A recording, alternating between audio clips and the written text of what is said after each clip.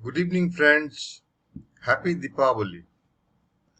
Today I am going to talk on synthetic data, the use of it, how we generate synthetic data, what are the applications in which they are used, and the flaws of it, and how to fix them. A little talk in a nutshell. So we all know about synthetic data. Sometimes real data is not available, or real data is too costly to consume. In those cases, we use synthetic data or cooked data, and there are agencies who create them and sell them to their clients. They talk to the client, know about the population, model the population, and generate synthetic data. There are many ways to do it.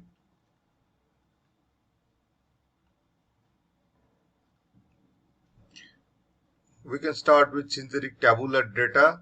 Banks, insurance, supply chain, and healthcare industry are the top consumers. It helps rebalance datasets by adding generated transactions to underrepresented segments such as minorities or fraudulent transactions. When there is imbalance in data, there is very few data available for a certain segment. We use synthetic data to generate those low frequency generate data for those low frequency clusters. So that's the use of synthetic data. We have synthetic image data. Computer vision problems such as face recognition or automated driving also benefit from it. It helps generate atypical observations not present in your training set to boost the pattern recognition capabilities of the algorithm. The more data you get, the better you can train your algorithm. Of course, you need relevant data. Junk data gives rise to the phenomenon junk in and junk out. So synthetic text data, say ChatGPT. The ChatGPT is trained on the whole of Wikipedia. So we may need synthetic data to generate the low frequency cases. The word natural language generation is popular in this context. Other applications, time series generation and agent-based modeling. An example of agent-based modeling is simulating how a virus spread over time in a country using evolutionary processes. AI-generated art or copyright-free images for authors and publishers are potential applications.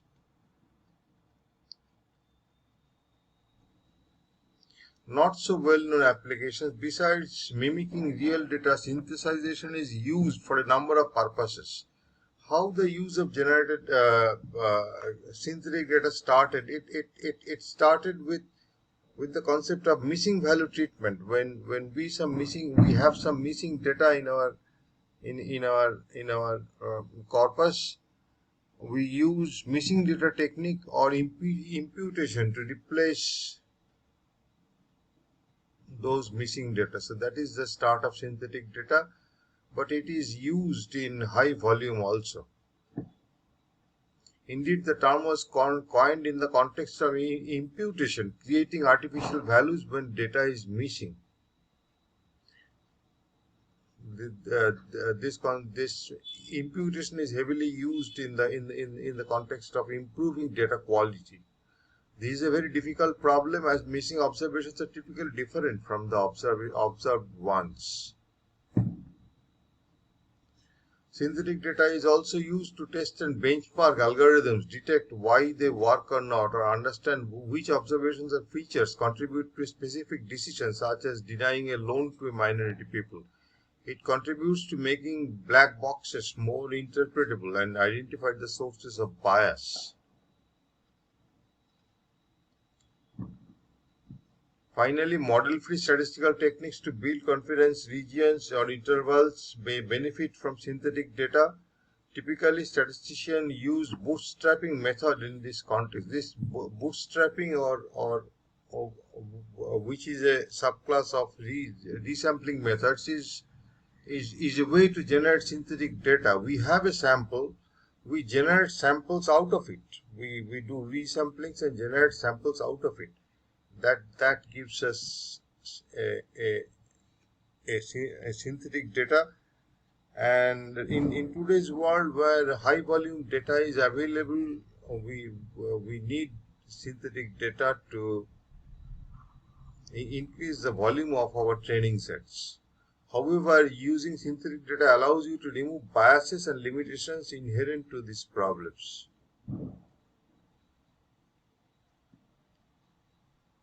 When the flaws in using synthetic data, we do some mistakes when we use synthetic data. When the goal is to faithfully replicate a real data set, the quality of representation measured as distance between real and synthesized data is usually maximum if the two data sets are exactly identical. I don't understand this concept. When you have two identical sets of data, the distance between them should be zero, but it is saying it is maximum. The Hellinger distance is popular in this context.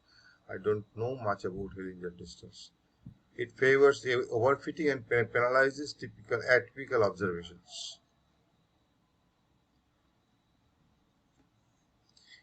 It makes it hard to generate new unusual fraud cases or creating new people in minority group truly different than those already in the dataset. As a result, it propagates bias into the synthesized data, defeating its purpose. It is compounded by the fact that many implementations cannot generate data outside observed range.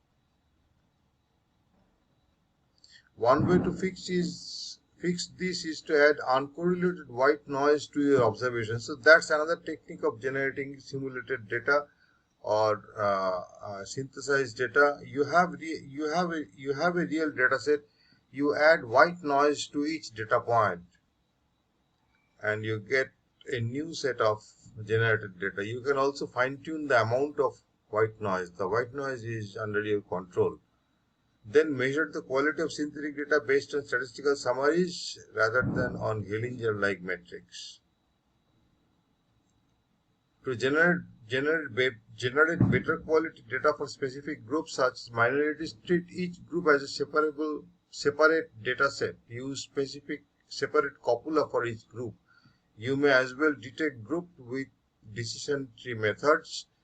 Then using a different generative adversarial network GAN for each group is not unlike using boosted trees in traditional supervised training. There are many methods in the literature of generating synthetic data or cooked data or simulated data.